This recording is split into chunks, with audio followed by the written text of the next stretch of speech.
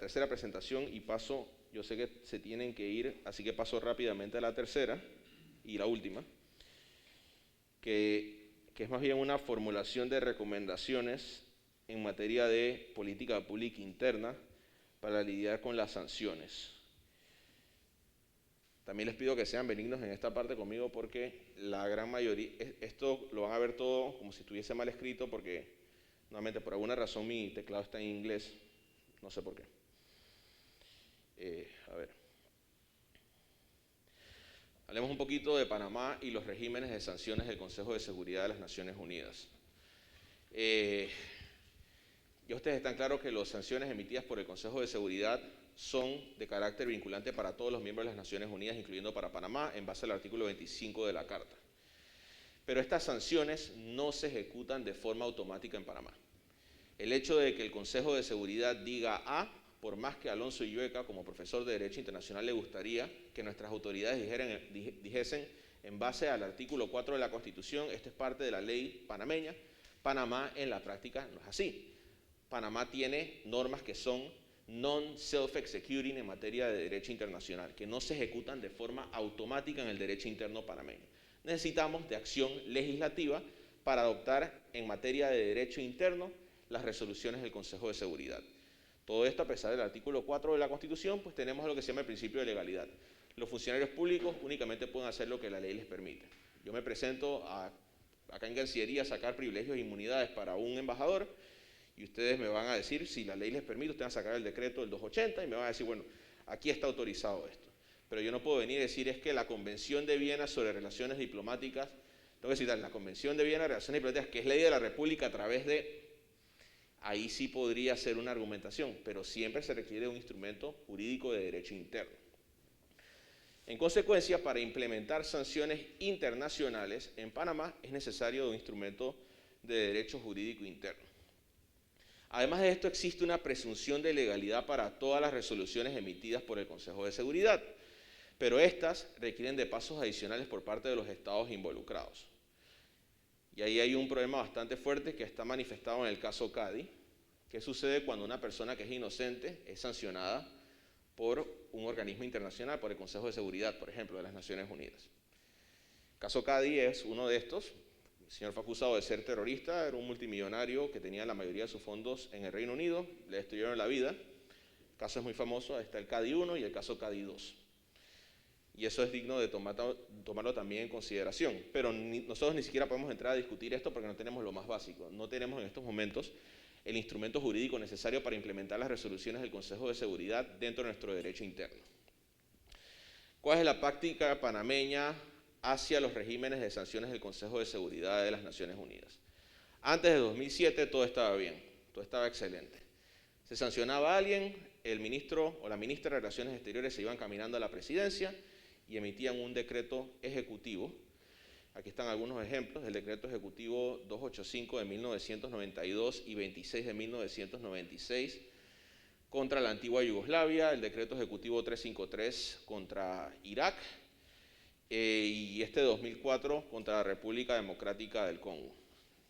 Lo hice exprofeso, incluí 3 administraciones distintas para que vean que había un consenso político, por así decirlo. No es una construcción parroquial ni una construcción basada en algunas diferencias de orden político. En el 2007, paradójicamente el mismo año donde Panamá es electa por última vez al Consejo de Seguridad, todo cambió a través de un decreto ejecutivo. Y este decreto ejecutivo, decreto ejecutivo 195, que todavía está vigente, eliminó un proceso que funcionaba muy bien por uno que no se aplica y que en la práctica se traduce en la falta de aplicación de las resoluciones del Consejo de Seguridad dentro de la jurisdicción panameña. Y esto es un problema serio.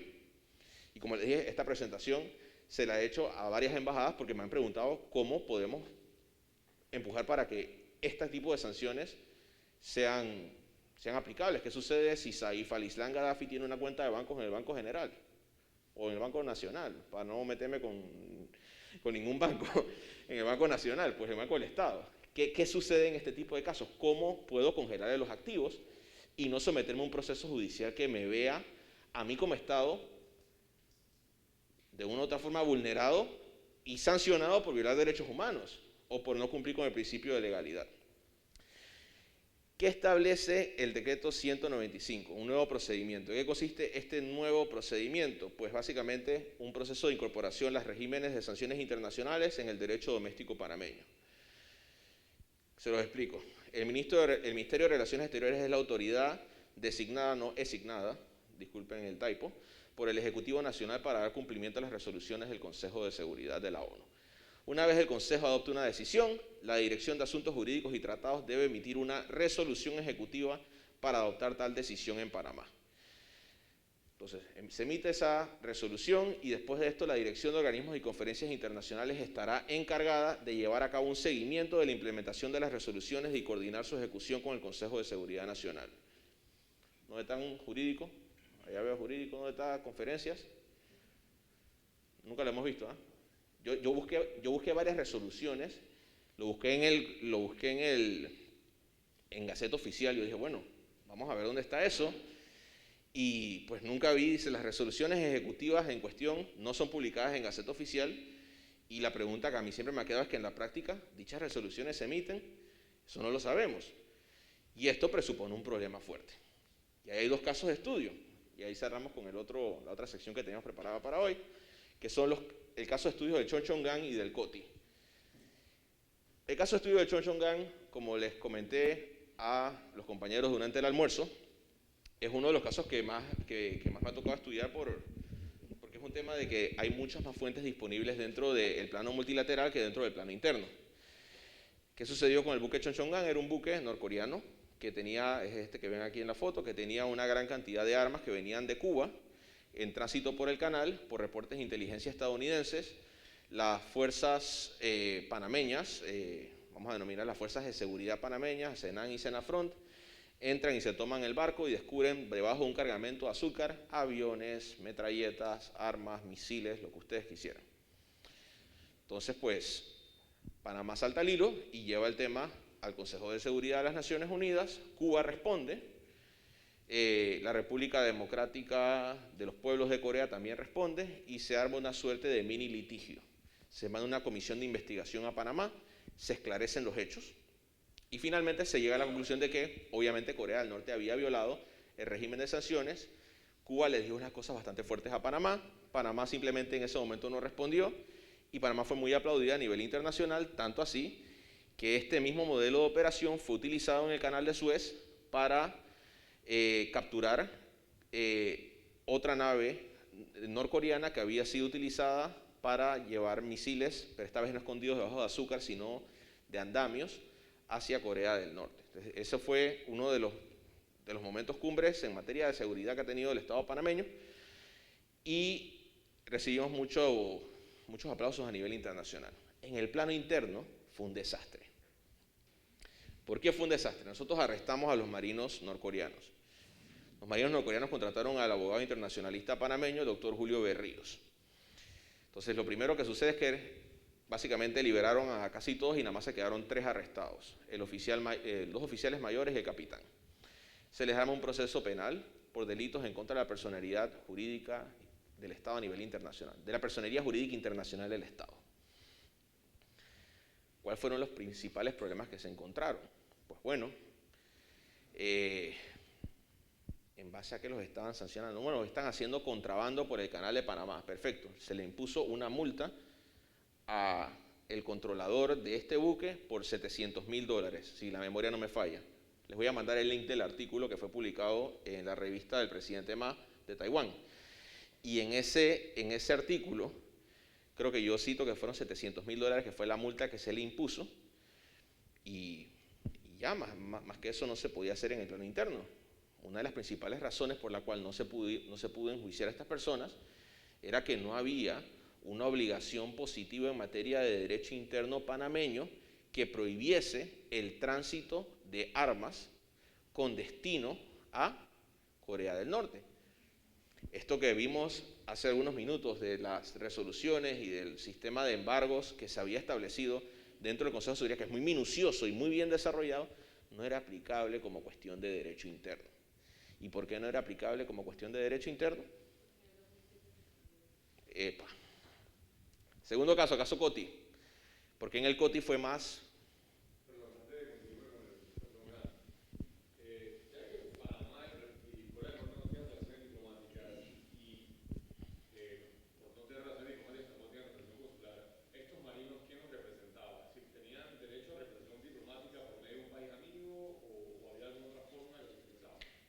Si mal no recuerdo, eso está en el artículo. El artículo no es open access, pero se lo voy a mandar a Ricardo o al doctor Soler, a Ricardo Pichero o al doctor Soler, y se los voy a hacer que se los hagan llegar a los que estén interesados. Pues nadie lee eso. ¿Quién va a leer Chon Chongan en una cuestión en Taiwán? Así que por mí que se los lean todos ustedes gratis. Lo que yo recuerdo es que vinieron los funcionarios de la Embajada de Corea del Norte en México. Contrataron a Berríos y Berríos fue el que los representó. Entonces sí cumplieron porque ellos actuaron como oficiales consulares, vinieron a Panamá y eso lo recojo ahí. Y también hubo una de las cosas más bizarras que yo he leído fue la interpretación cubana. Porque lo que la Cancillería panameña en su momento dijo, creo que estuvo muy involucrado, fue en ese entonces el vicecanciller Álvarez de Soto, que estaba en Relaciones Económicas Internacionales, o había estado en Relaciones Económicas Internacionales en algún momento, y él simplemente, cuando le presentan la respuesta, él redacta una respuesta muy buena en el Consejo de Seguridad, porque Cuba decía, bueno, es que nosotros tenemos un contrato de mantenimiento con una empresa norcoreana, y no, un contrato de mantenimiento con el Estado norcoreano, y esto no es un tratado. Y el vicecanciller le respondió, bueno, a ver, un contrato entre estados que verse sobre temas de derecho internacional, sépase armamentos sancionados por el Consejo de Seguridad, es un tratado. No existe tal cosa como un contrato en estas circunstancias. Esa fue la respuesta muy buena, pero los argumentos más bizarros fueron los de Cuba. Y Cuba yo recojo los pronunciamientos que hizo Cuba en ese momento en contra de Panamá y yo me quedé asustado por el bajo nivel de rigurosidad en la argumentación jurídica. Respuesta a la pregunta, México, a través de los funcionarios en México, fueron los oficiales consulares y con Berríos. Sí, respecto a estos casos, las resoluciones del Consejo de Seguridad atañen todos los elementos que las desarrollan. Por ejemplo, al momento de yo confiscar el barco, ¿qué sucede con la mercancía que lleva en él? ¿Qué sucede con el mismo barco? ¿Qué procedimiento se establece para que yo quedo garante del barco o tengo que devolverlo a qué estado? Ese fue otro tema, que a nivel de derecho interno, incluso creo que todavía está Panamá, el Estado panameño todavía está demandado por el tema del azúcar. Porque el azúcar que tenía las armas escondidas, el azúcar, se los conté, se perdió. Yo lo hubiese traído para acá, hubiese tenido... ¿Qué cosa? Eso se tuvo que destruir porque está contaminado. El azúcar se quemó. Yo lo hubiese usado era para mezclar café o algo así. Lo hubiese confiscado, una interpretación así. Hubiesen tenido azúcar ustedes, azúcar cubano, imagínense. Tremenda azúcar. Entonces, Celia Cruz ni sabe, dicen. Entonces, una de las cosas que hubiese... Una de las cosas que hubiese sido interesante ver es qué nivel de responsabilidad tenía el Estado panameño a nivel internacional. Pues a nivel de derecho internacional, Panamá actuó perfecto, excelente, cumplió con todo lo que decía. ¿Dónde quieres que te mandemos los misiles? Los MiGs, que eran los aviones estos que habían mandado, te los mandamos acá, otros fueron para allá, el comité de expertos vino y Panamá le hizo caso en absolutamente todo. Pero el material objeto de contrabando era una cosa. ¿Qué sucedía con el azúcar? Bueno, el azúcar era un material confiscado y que había sido recuperado por el gobierno panameño en una cuestión de derecho interno panameño. La ausencia de un procedimiento y la ausencia de una construcción jurídica que racionalizase en el plano jurídico interno de las actuaciones del Estado panameño dieron al traste con cualquier acción que pudiese tomar Panamá.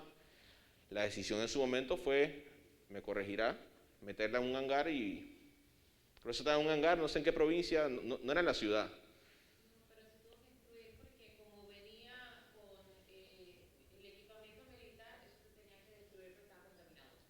En Caramelo hicieron. Entonces, el otro caso es el caso Coti. El caso Coti es otro ejemplo que actuamos súper bien. El caso Coti es, como ven aquí, esto es un tanquero, estaba llevando petróleo, bandera panameña, y pues bueno, vamos a agarrar el caso Coti y vamos a quitarle la bandera panameña de conformidad con lo que establece tales resoluciones del Consejo de Seguridad. Pero ninguno de esos dos barcos son petroleros, los dos son graneros. ¿Este no es un tanquero? No. Bueno, entonces me equivoqué de foto, ¿será? El caso Coti es fascinante, ¿por qué? ¿Y por qué les saco el caso Coti? Porque la ley 57, que es la de Marina Mercante, 57 o 57, ¿no? 57. La ley 57 de Marina Mercante sí establece causales para retirar el registro de las naves, para quitarles el registro de bandera panameña, para retirarles la bandera panameña. Entre una de esas causales establece el incumplimiento con normativa internacional. Entonces, lo que les quiero decir es que sí hay, el vacío legal existe, pero sí existen formas de llenar el vacío. En el caso de retirarles el registro panameño, pues de una forma u otra, sí había una forma de hacerle frente a la situación. Y en ese momento, el caso del Coti es un éxito, pues. Le pidieron a Panamá que lo hiciera y Panamá actuó de una vez de conformidad con el requerimiento y se cumplieron con los procedimientos tanto en el plano internacional como en el plano interno. ¿Cuáles son las vulnerabilidades? Nuevamente, el retiro de la bandera opera ex oficio tal como lo establece la Ley 57 de 2008. Ese es el único highlight. Los otros son múltiples vulnerabilidades legales a pesar de la voluntad política de implementar las sanciones. No estamos hablando de que Panamá es Corea del Norte y que Panamá está desafiando a la comunidad internacional y que Panamá no quiere cumplir con las sanciones. Hay una voluntad política, más no una capacidad práctica ante la ausencia de instrumentos legales aplicables. Los 3 funcionarios de Chonchongan recibieron un sobreseimiento y la pregunta que yo les dejo a ustedes, ¿cómo podría un funcionario público implementar las sanciones emitidas por el Consejo de Seguridad sin los instrumentos jurídicos idóneos? Probablemente esto llevaría a diversos litigios en materia de derechos humanos o disputas de inversión en donde Panamá sería condenada. Perderíamos el caso, a pesar de que nosotros somos un Estado amante de la paz y respetuoso del derecho internacional, ante la ausencia de mecanismos de derecho interno, perderíamos lo más seguro del caso y sería un festín para una gran cantidad de firmas de abogados nacionales y extranjeras. Otro problema bastante grande lo tenemos con las sanciones no vinculantes. ¿Por qué? Porque en la práctica Panamá tiende a equiparar las sanciones emitidas por el Consejo de Seguridad con las emitidas por los Estados Unidos, la Unión Europea, Reino Unido y otras jurisdicciones. Las denominadas sanciones transnacionales y foráneas. Disculpen nuevamente los typos, regimens, ya ven la cantidad de errores ortográficos. Como cuestión política, Panamá tiende a equiparar los regímenes de sanciones internacionales proferidos por el Consejo de Seguridad de la ONU con los regímenes establecidos a nivel internacional por entes transnacionales o foráneos emitidos por Reino Unido, Canadá, Estados Unidos y la Unión Europea. Bajo el derecho internacional, estos últimos regímenes de sanciones no son vinculantes para Panamá, pero Panamá actúa como si fuesen vinculantes. Es más, los equipara a través de la UAF con las sanciones emitidas por el Consejo de Seguridad. Al no ser vinculantes y al ser sanciones, también no ejecutables de forma automática. En consecuencia, Panamá va a necesitar siempre su propio sistema de sanciones unilaterales, el cual podría ser concebido a la luz del de sus aliados.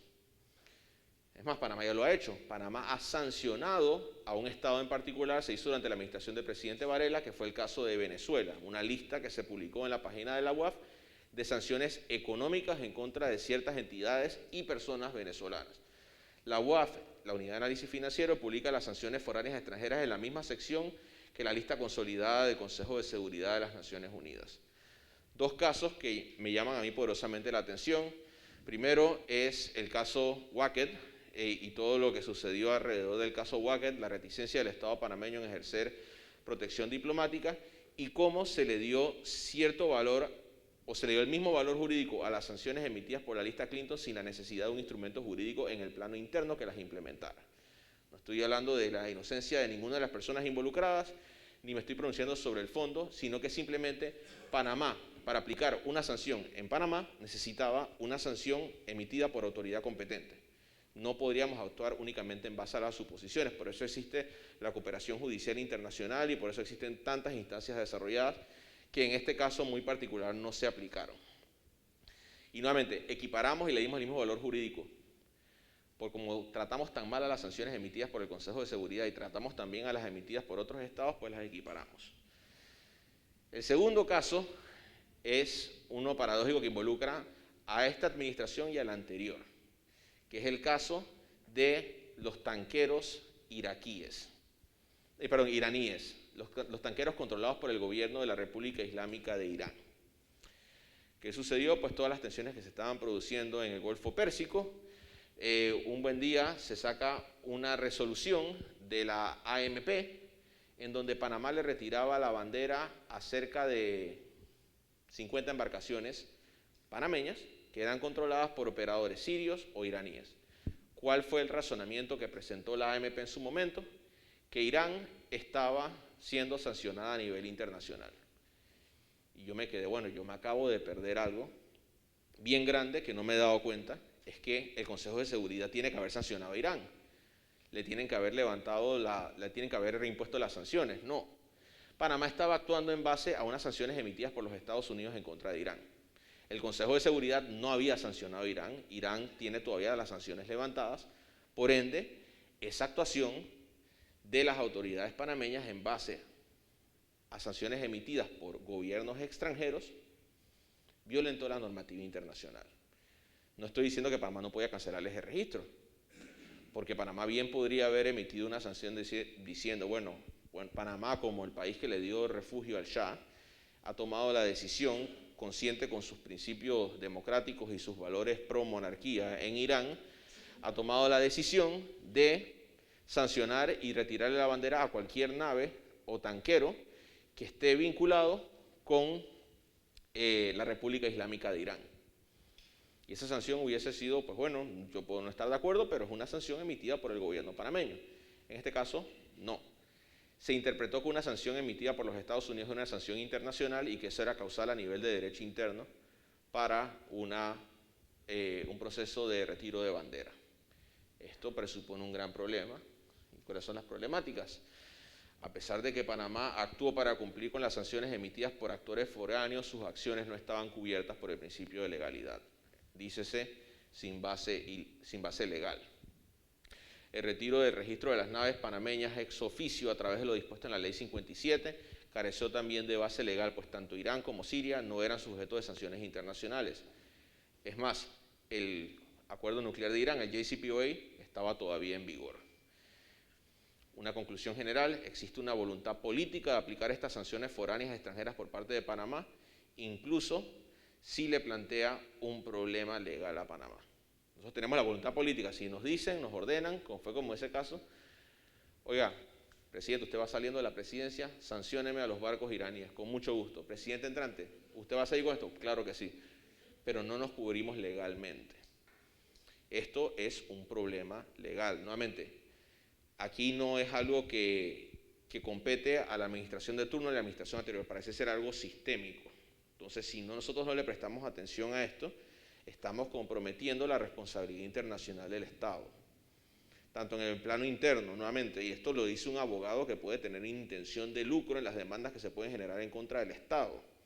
Pero le digo, nuevamente, el Estado panameño puede tomar medidas bastante sencillas que no requieren, nuevamente, de un profesor de Derecho Internacional, no, eso es pericia sencilla, no es mucha pericia, es algo meramente formal. Regresar al procedimiento anterior, publicarlo en Gaceta Oficial, sacar una lista de... ¿Ustedes quieren sancionar a través de lo que haga Reino Unido, la Unión Europea y Estados Unidos? Perfecto. Saca tu lista nacional y cópiala a través de lo que dice la lista de Reino Unido, de Unión Europea y de Estados Unidos. Las lecturas recomendadas, yo he escrito dos artículos sobre esto. Este es un artículo de 36 páginas, publicado en el Anuario de Derecho Internacional y Relaciones Internacionales de China, Taiwán. Ese es sobre el buque Chonchongan, y este es un blog post en Opinio Juris, donde hablo de las sanciones y el retiro de registro a distintas naves, la práctica reciente de Panamá. Eso también se los voy a hacer llegar, nada más con el interés de que sean benignos con el autocorrect, porque vieron cosas horribles como regiments. Pero dicho eso, yo quería terminar antes de las 4 para tener un espacio de discusión informada y también que hablemos un poquito. Por cierto, los que estén interesados, traje algunos libros de Derecho Internacional Público de mi autoría y otro que es la colección de mis ensayos en la prensa por los últimos 5 años. Los que estén interesados, aceptamos YAPI, lo que ustedes quieran.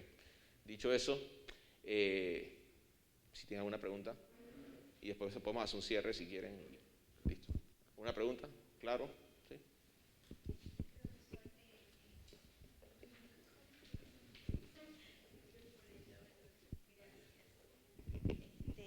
En seguimiento a la proyección de ser miembro no permanente del Consejo para el 2025-2026, nos quedó claro que el procedimiento actual interno para el cumplimiento de las sanciones no se está cumpliendo.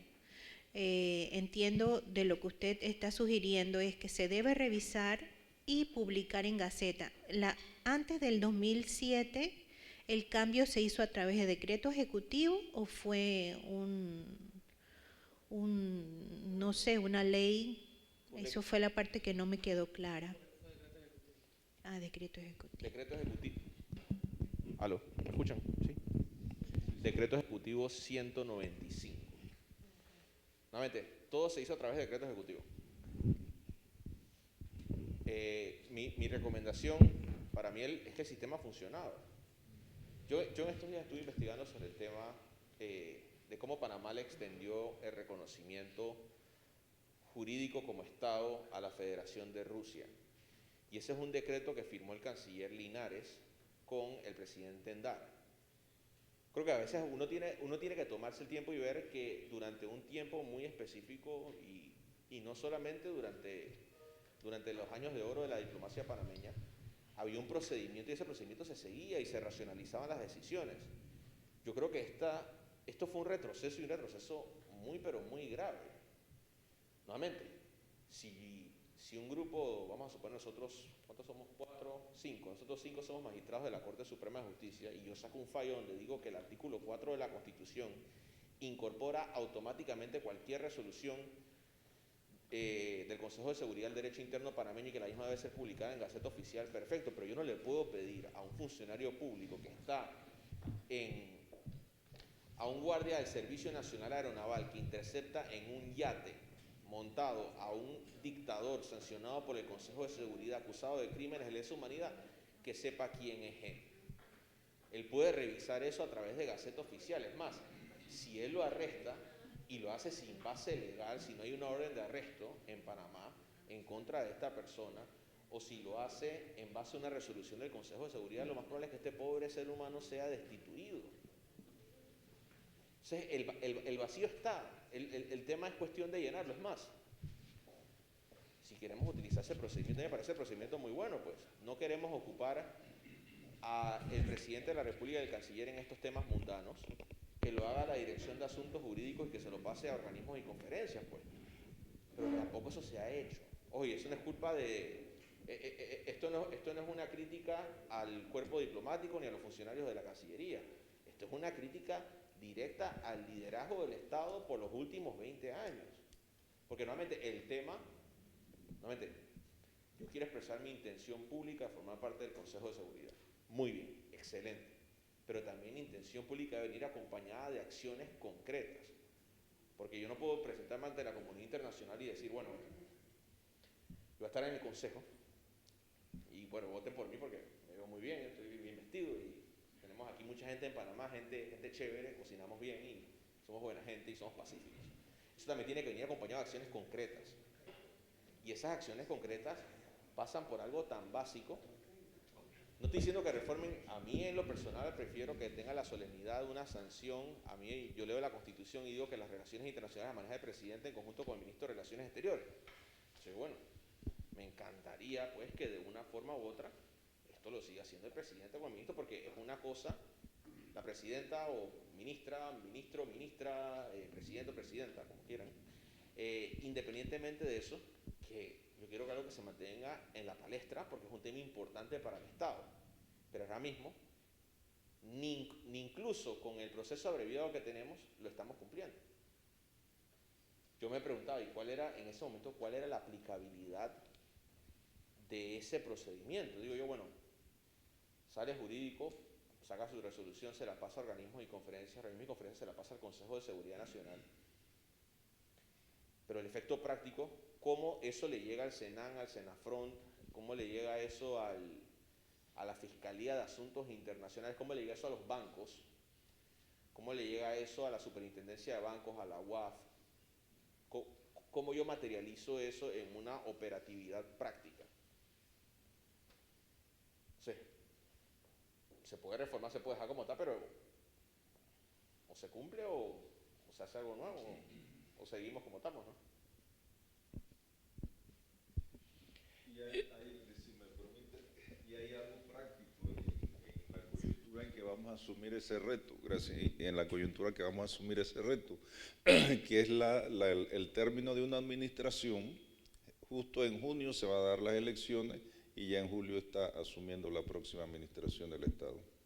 Así que eso definitivamente complica un poco. Habría que, yo si tuviese algún tipo de SEI en esta administración, algún tipo de acción o de agencia, que bueno, lo dejo un decreto ya hecho. Y empecemos, porque tenemos nuevamente un caso práctico. Imagínense que se presenta Saif al-Islam Gaddafi a Panamá. Él tiene una orden de arresto de la Corte Penal Internacional. Ese es otro problema.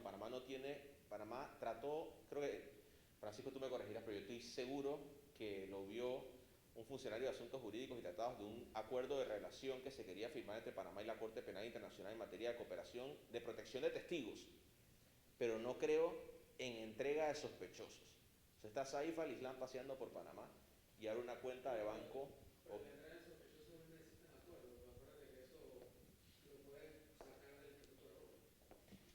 Y en ese caso, imagínate que, vamos a suponer hipotéticamente que él entra con un...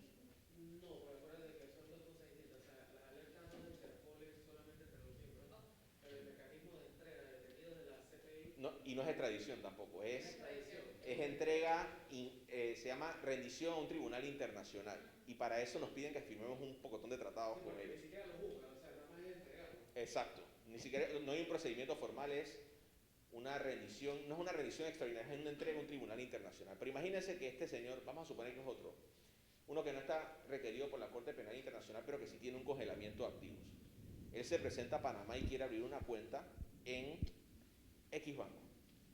El banco lo más probable es que se la niegue, pero no por motivos de que la ley panameña sí se lo exige. La ley panameña es muda en ese aspecto. Debería ser un poquito más vocal, debería decir, esta es una persona sancionada, y la lista de personas que no pueden tener cuentas de banco según el Consejo de Seguridad es esta que está aquí, y yo como autoridad regente en la materia te lo estoy comunicando. Acá lo hacen a través de una búsqueda en Google. Si eso no nos preocupa, nuevamente, eso no será un motivo, pensando en voz alta, de las listas. O sea, si cualquier país serio, uno dice, hay una persona que tiene un congelamiento de activos, nosotros dependemos de la búsqueda en Google y del funcionario de momento. Y aquí es en el país donde cualquiera de ustedes se presenta a abrir una cuenta de banco y no se las abren, y a cualquiera de estos dictadores de puestos que tenemos algunos aquí en Panamá, se presenta y se la abren hasta le sirven cafecito, capuchino.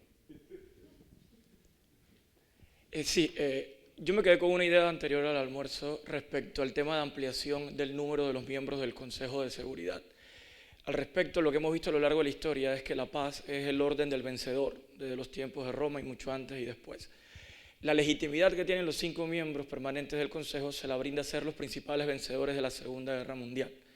Entonces, si este va a ser un tema presente, ¿sobre qué base o qué fundamento yo puedo determinar qué país es viable para integrar el Consejo de Seguridad?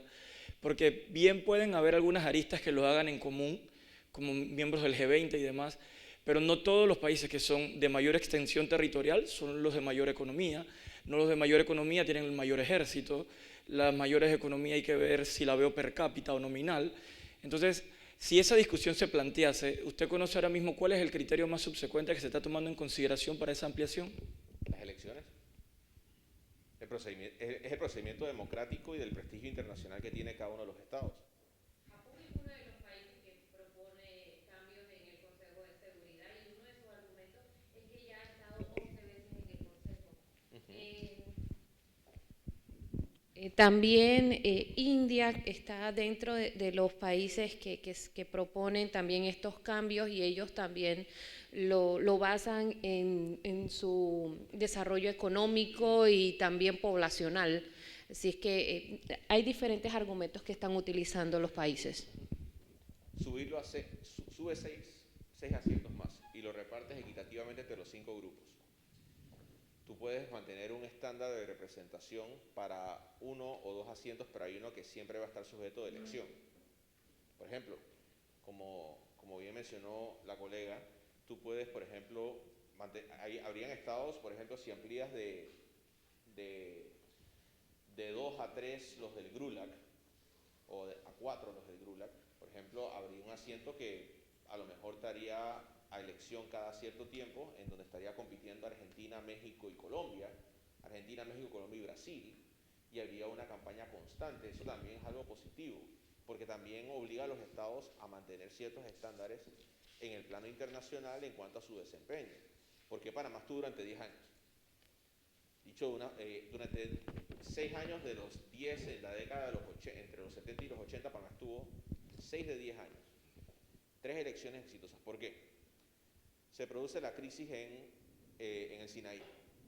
¿Quién manda soldados de mantenimiento de paz? Panamá.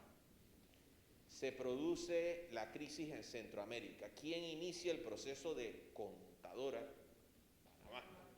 Nuevamente, Panamá tenía un rol y había un prestigio ganado, y ese prestigio se encontraba manifestado en un asiento no permanente en el Consejo de Seguridad. Pasaba que presentaba a Costa Rica la candidatura y tocaba la puerta a Panamá, y esto lo sé por historia familiar, nos decían, ¿usted va a apoyar la candidatura? Por supuesto que la vamos a apoyar, con mucho gusto, presente la candidatura. No llegaba a los votos, Panamá presentaba la candidatura y era una cuestión unánime.